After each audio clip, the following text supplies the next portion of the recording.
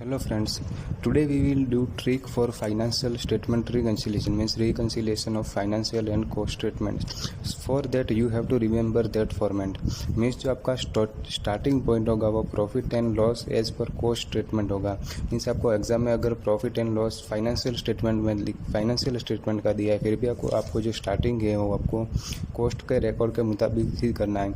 उसमें आपको कुछ चीज़ें ऐड करनी होगी और कुछ चीज़ें डिडक्ट करनी होगी, मीन्स माइनस करनी होगी, और आपका जो बैलेंस होगा वो profit and loss as per financial statement से आएगा।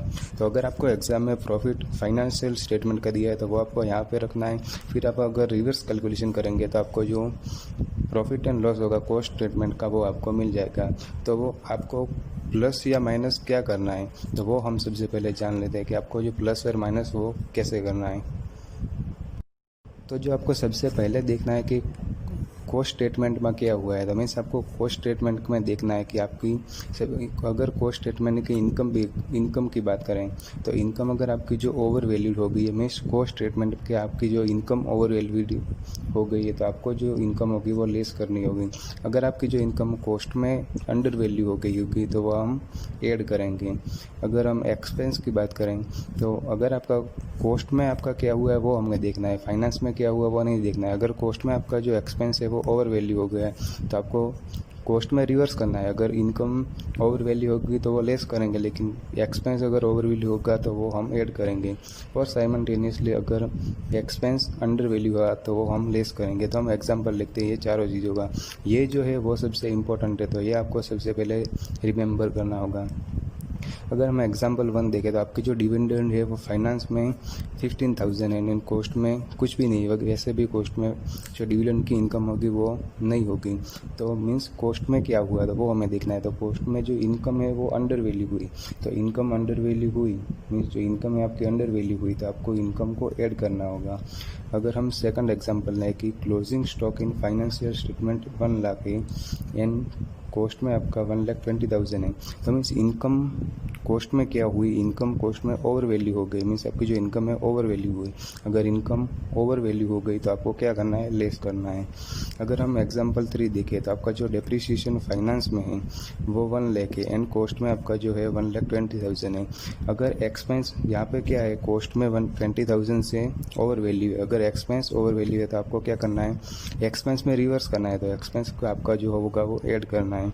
अगर हम डेप्रिसिएशन फाइनेंस की बात करें एग्जांपल 4 में तो 1 लाख है एंड कोस्ट में 80,000 है। यहाँ पे जो एक्सपेंस है वो कोस्ट में अंडर वैल्यू है बाय 20,000। अगर एक्सपेंस अंडर वैल्यू होगा तो वो हमें लेस करना है। अगर आप ये ट्रिक रिमेंबर कर लेंगे तो आपको कोई भी परेशानी नहीं होगी।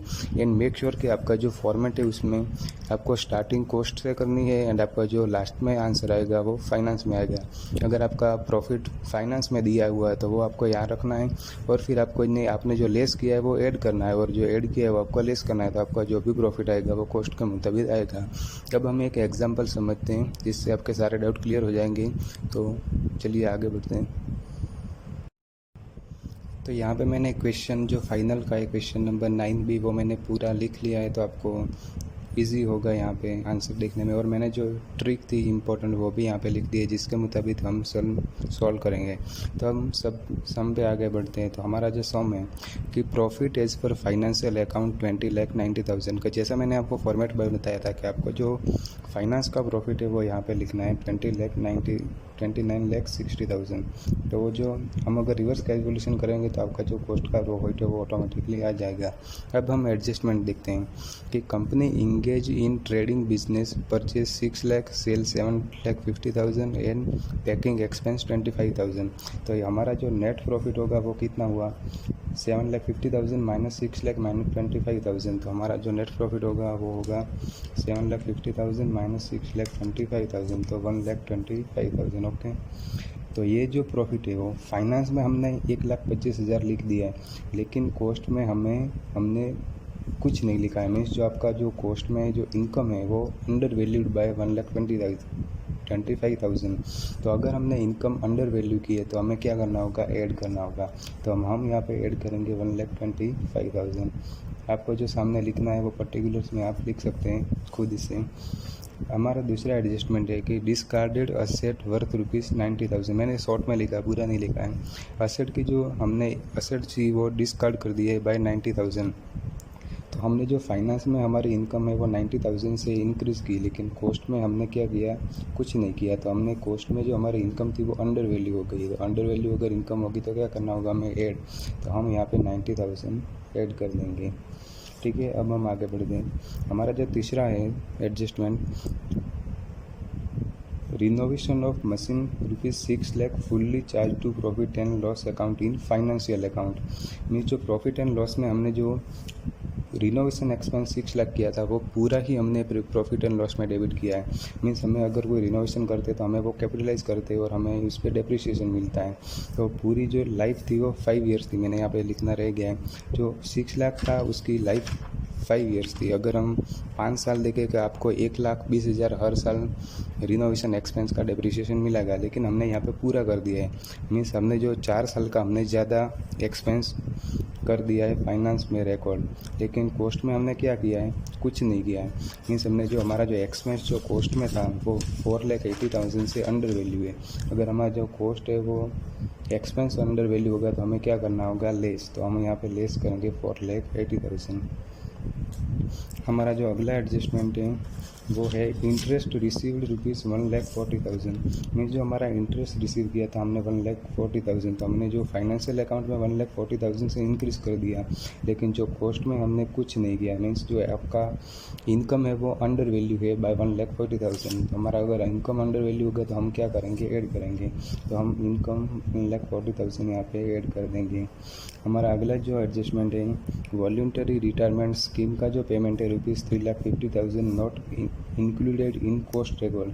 में जो हमारा VRS एक्सपेंस था 3,50,000 का, वो हमने कॉस्ट में एक्सपेंस हमारा जो रिकॉर्ड ही नहीं किया। मीन्स जो अगर फाइनेंस में हमने 3,50,000 लिख दिया है, लेकिन कॉस्ट में हमने 0 लिखा है। मीन्स जो आपका डिफरेंस है 3,50,000 हमने और अंडर वैल्यू किया है एक्सपेंस। अगर हमारा एक्सपेंस अंडर वैल्यू होगा तो हम क्या करेंगे, माइनस करेंगे। तो हम यहाँ पे कर देंगे 3,50,000 माइनस। ओके, अगला जो एडजस्टमेंट है insurance claim ₹2,50,000 not considered in cost record.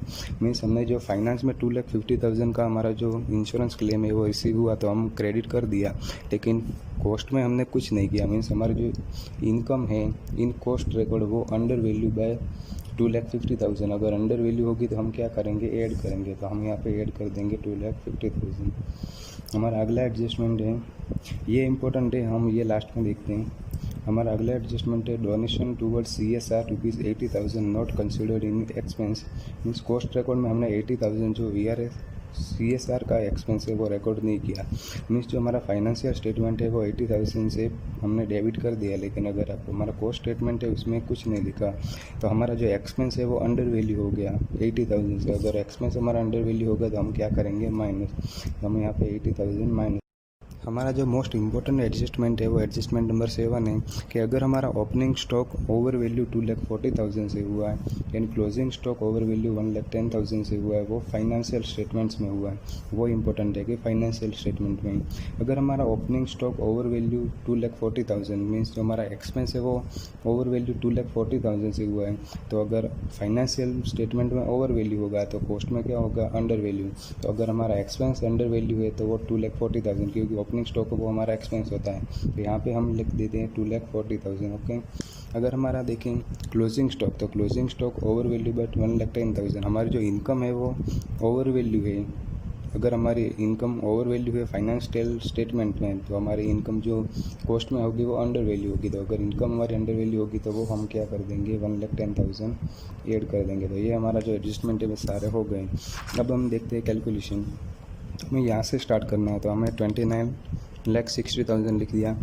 हम रिवर्स कैलकुलेशन करते हैं तो ये जो माइनस है वो ऐड हो जाएंगे। मीन्स 2,40,000 प्लस 80,000 प्लस 3,50,000 प्लस 4,80,000, और जो हमने प्लस किए वो सारे माइनस हो जाएंगे। ओके, तो हम करते हैं 1,10,000